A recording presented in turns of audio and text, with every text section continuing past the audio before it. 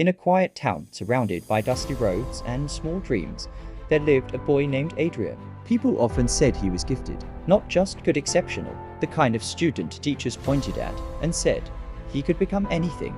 And Adrian believed it. He carried a dream in his heart, a powerful one. He wanted to become a doctor, not for fame, not for money, but to prove that he could turn his potential into something real. At the beginning, everything seemed perfectly aligned. His path was clear, his ability was undeniable, but there was one silent enemy he could not defeat: his own mind. Every time Adrian sat down to study, it betrayed him. His thoughts drifted like leaves in the wind pulled toward his phone, lost in endless scrolling, distracted by videos, or trapped inside daydreams about a future he wasn't working for. He would whisper to himself, "There's still time. I'll start later." But later became a habit, and habits became his downfall. His parents tried to guide him. His teachers warned him. They spoke about discipline, about focus, about consistency.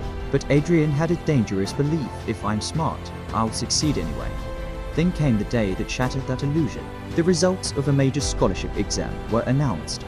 Adrian stood in front of the list, heart pounding, hope burning quietly inside him. He searched for his name once, twice. It wasn't there. He had failed. Meanwhile, his classmates, those who had worked day after day, had succeeded. The same teachers who once admired him now looked at him differently, not with anger, but with disappointment.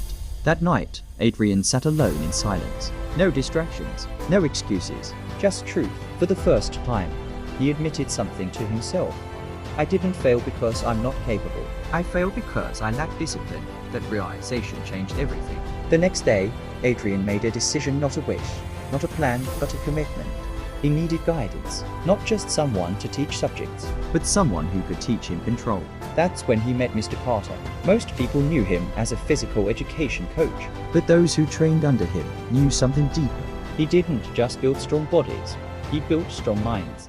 Adrian approached him and said, "Sir, I can't control my focus. I don't know how to fix it." Mr. Carter didn't answer immediately. Instead, he led Adrian to the open field behind the school. From a small storage room, he brought out a simple bow and arrow. He placed a target far ahead and handed Adrian the bow. "Hit the center," he said calmly.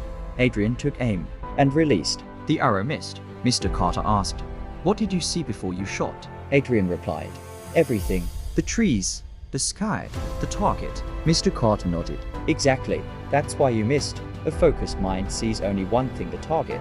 Your problem isn't lack of intelligence. It's that your attention is scattered everywhere. You're aiming at everything and hitting nothing." Adrian asked quietly, "So how do I fix it?" Mr. Carter smiled slightly. "You don't fix it overnight. You train it." Then he gave him 4 rules, simple but powerful. First, guard your thoughts. Second, build a structure. A daily routine tells your mind when it's time to work. Third, remove temptation. Distractions don't just waste time, they weaken your control. Fourth, stay consistent. Discipline is not a single act, it's a daily practice. Adrian didn't argue. This time, he listened. He kept his phone away during study hours. Whenever his mind tried to escape, he pulled it back. At first, it felt impossible, but slowly, something changed.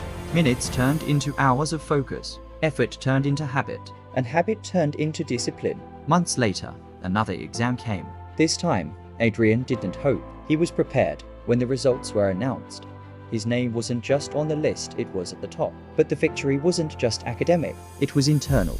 A year later, standing on a stage, receiving a scholarship, Adrian remembered something Mr. Carter once told him. The mind is like a wild horse. If you don't control it, it will throw you off your path. But if you train it, it will carry you exactly where you want to go from that day forward. Adrian lived by one truth: talent opens the door, discipline walks you through it. Because sometimes, the only thing standing between a person and their dream is control over their own mind. Stay patient, stay focused, and keep moving forward.